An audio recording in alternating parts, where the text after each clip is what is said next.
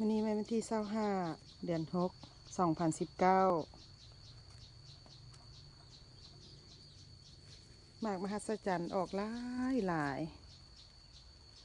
กกใหญ่จนเต็มเบิดตะสะออน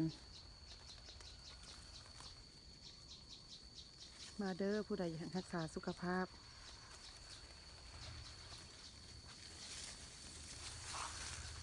กินมหัศจรรย์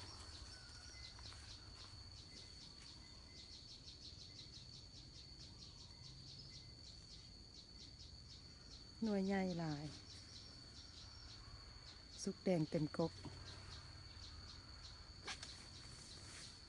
รอบนี้ก็งามเลยรอบนี้ เป็นหลายตอนเช้าแม่นเห็ดน้ำปั่นหมักนัดปั่นหมักเฟืองกินมหัศจรรย์เข้าไปจัก2-3หน่วยกินส้มทุกอย่างกลายเป็นหวานห่างกายเฮาเมื่อบ่ต้องการน้ำตาลและบ่ได้น้ำตาลก็บ่เป็นพิษต่อร่างกายเฮ็ดให้สุขภาพดีผิวพรรณดีได้วิตามินซีเต็ม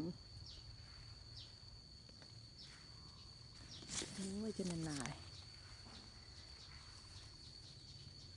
เต็มเบิดสุงาเลย